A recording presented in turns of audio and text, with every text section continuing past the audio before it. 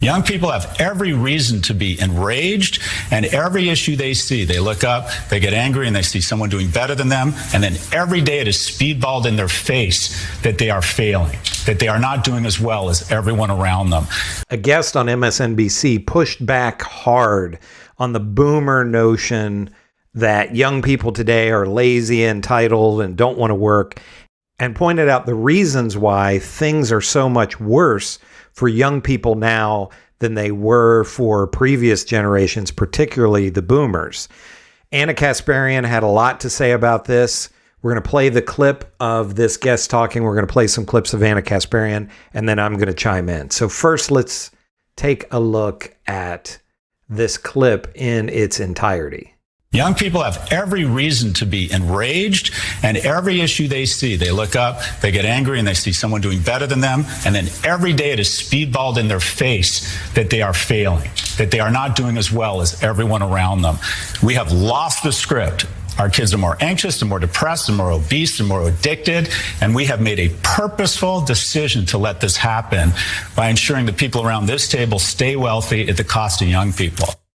Author and professor Scott Galloway went on an absolute tear on Morning Joe, perfectly explaining some of the problems that young people are facing in modern America. Now, Galloway was very detailed in his analysis and covered a wide variety of topics, which we'll break down one by one. First is the notion that young Americans are financially worse off now than their parents were. Let's take a look. And there are people who make an exceptionally good living, but it's all current income, and they live in a blue state. They might be paying 50 to 54% tax rate. I bet some of those people are on around this table right now. But if you can make the jump to light speed and invest in assets, stocks, housing, then your tax rate plummets. So in America, we've decided to try and create a super class of billionaires, and then if they win the gold medal, we're going to give them the silver and the bronze. Two biggest tax deductions: capital gains and mortgage interest. Who owns homes and stocks? People my age. Who doesn't know? Who rents and makes their money from current income? Young people.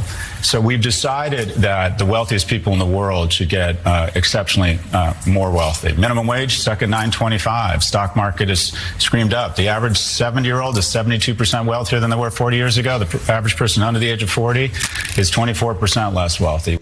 And so much of this, what comes into play on this, is people who are in their 70s went to college for almost nothing. When you hear people talk about, oh, these kids that want to have their student loans paid off, you know, I worked at the coffee shop 2 days a week and I didn't have to take out any loans. Well, what those people don't know and what doesn't get talked about in our 24-hour media on channels like MSNBC is that those people's college education was heavily subsidized. They weren't paying the full amount of what the tuition is, whereas young people are now, today. And so it's almost impossible for somebody, you know, you can't work a few hours a week and get through college without taking out some kind of loans. It's just impossible. And so those people are saddled with that debt when they get out of college. And even if they have a good income, somebody who's a lawyer or a doctor, they can't afford to buy a house because they're paying off these student loans. And not to mention the fact that housing is so much more expensive than it was 30, 40, 50 years ago when these people were buying homes. We are purposely transferring more wealth from the poor and middle class and the upper class to the super rich, and from young to old. And he makes a really great point here. I don't know how many times I've seen discussions of people talking about wealth redistribution where it's like, oh, they're taking all my tax money and transferring it to poor people. No, it's going the other way. All of our tax money is going to the rich.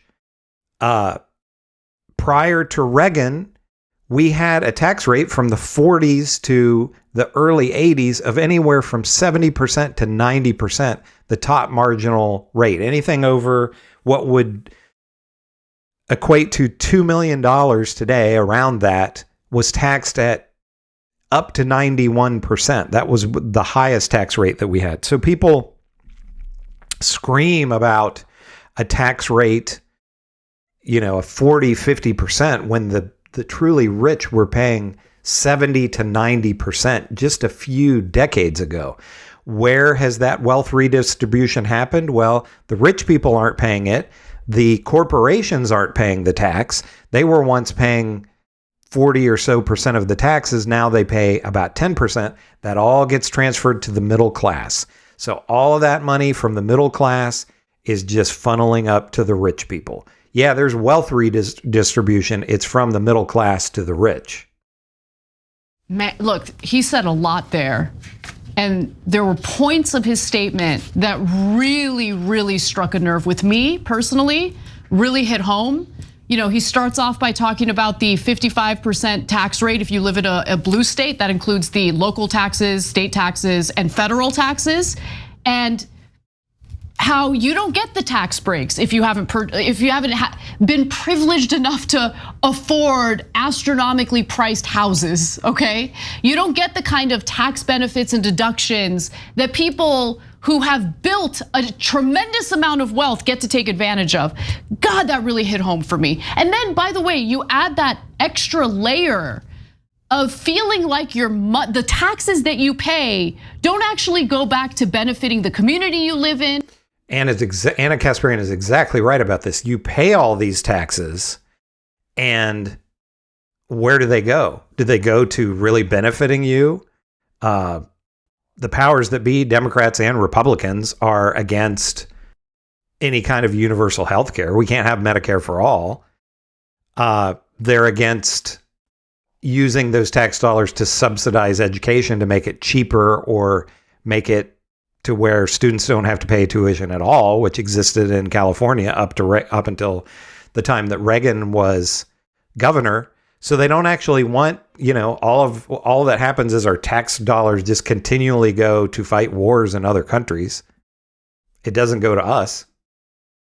Doesn't actually make your life better. You see what the money gets wasted on. You see how much money we spend on foreign wars and things like that. Yeah, it's infuriating. Like, finally, you hear someone on cable television, no less, vocalizing the actual rage that young Americans are feeling and accurately explaining where that rage stems from.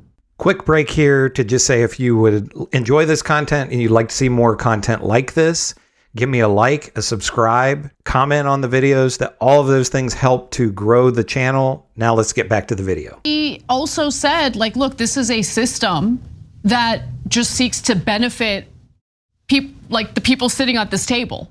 And Ana Kasparian is exactly right about this. What the MSNBC guest had to say is, you have these very wealthy people who are on channels like MSNBC, and they get to their wealthy perch, and then they kick the ladder out from under them because they don't want to help younger people. They want to keep all the money for themselves, and younger people are continually screwed. And then that's why we see so much anger among young people. They can't afford a decent house. They're in massive debt from school. They can't afford a house at all. They have to rent. They're in massive debt from school, and they see their tax dollars wasted on foreign wars. No wonder they're angry.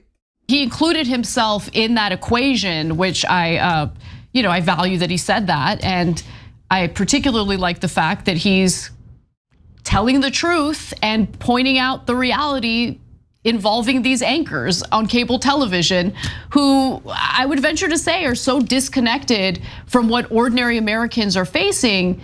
And Ana Kasparian is exactly right with this, what she's saying here. All of these MSNBC hosts, and the same with Fox News and the same with CNN, all of these channels, they're all making millions of dollars. They aren't facing the kind of problems that you and I, regular people, are facing. They don't have to worry about healthcare costs or a bill that they have to pay. So Ana Kasparian is exactly right about this. It's rare that we see somebody on mainstream news be allowed to go on and say the kind of things that this professor said. I mean, it shows in their coverage of various stories, right? So I just enjoyed that moment where he kind of called them out and how they're kind of blind to how the system benefits them and really puts young Americans at a disadvantage. So I agree with what Ana Kasparian had to say in agreeing with this MSNBC host. But what do you think? Who do you think was right here or is right here? Do you agree with Ana Kasparian and this professor who was on MSNBC?